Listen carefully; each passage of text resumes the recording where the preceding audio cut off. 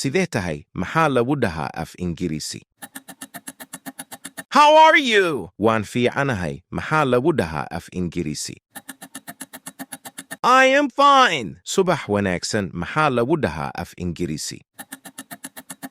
Good morning. Hadda saddexda ugu horeyso heshay leeg saar muuqaalkan. Galab wanaagsan maxaa lagu dhahaa af Ingiriisi?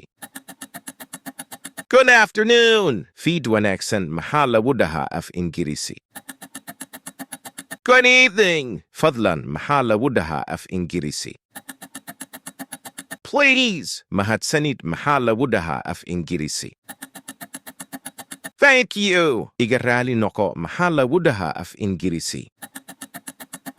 Excuse me. Hambalyo maxaa lagu dhahaa af Ingiriisi?